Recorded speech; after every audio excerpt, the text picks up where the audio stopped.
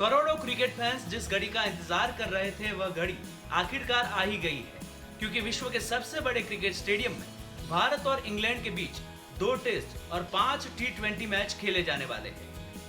पर जैसे ही सीरीज का शेड्यूल जारी हुआ तब लोगों ने देखा कि 2 टेस्ट और 5 T20 मैचों की मेजबानी एक ही ग्राउंड यानी कि मोटेरा स्टेडियम को मिली है। बाकी के 3 वनडे पुणे में और 2 टेस्ट मैच चेन्नई में खेले जाने वाले हैं, जिसको लेकर लोगों ने सवाल शुरू कर दिए कि भाई साहब अहमदाबाद में ही इतने मैच क्यों।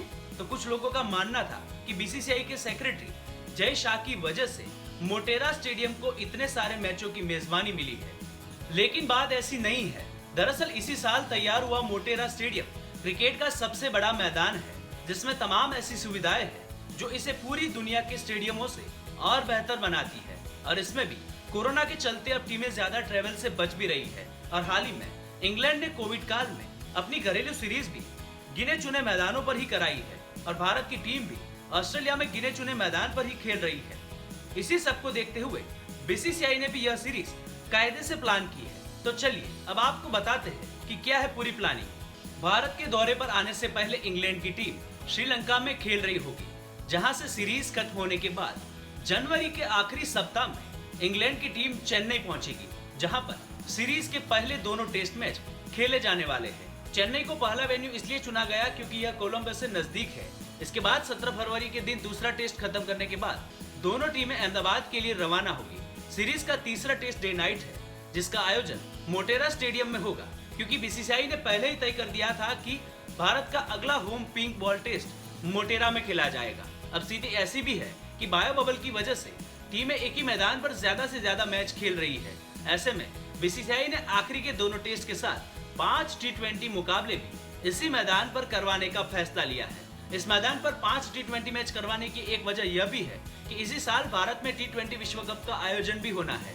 ऐसे में बीसीसीआई यह भी देखना चाहता है कि यह मैदान विश्व कप के लिए कितना तैयार है, क्योंकि नए सिरे से बनने के बाद इस स्टेडियम पर अभी तक एक भी मैच नहीं खेला गया है। मोटेरा में T20 सीरीज के बाद टीमें सीधी पहुंचेगी पुणे, जहां पर वनडे सीरीज के तीनों मुकाबले खेले जाएंगे। अब मोटेरा स्टेडियम की खासियत की बात करें तो स्टेडियम की क्षमता 1,10,000 दर्शकों की है और यह दुनिया के सबसे बड़े स्टेडियम मेलबर्न क्रिकेट ग्राउंड से भी ज्यादा है। अगर सीरीज के दौरान दर्शकों को मैदान में आने की अनुमति मिलती है तो सोशल डिस्टेंसिंग का पालन करवाने में ज्यादा परेशानी नहीं होगी। स्टेडियम में 4 ड्रेसिंग रूम है। ऐसे में दोनों टीमें और उनके सपोर्ट स्टाफ भी उचित दूरी के साथ मैदान पर मौजूद रह सकते हैं। मैदान में मौजूद क्लब हाउस में 55 कमरे हैं। साथ ही में यहाँ पर एक ओलंपिक साइज स्विमिंग पूल भी है। स्टेडियम में मुख्य मैदान के अलावा प्रैक्टिस के लिए 2 क्रिकेट और 1 मल्टी स्पोर्ट्स ग्राउंड भी है, जिससे दोनों टीमों की प्रैक्टिस में भी रुकावटें नहीं आएगी। स्टेडियम के अंदर फिजियोथेरापी सिस्टम और हाइड्रोथेरापी सिस्टम भी रखा गया है, जो कि चोटिल खिलाड़ियों को मैदान में ही उपचार दे सकता है।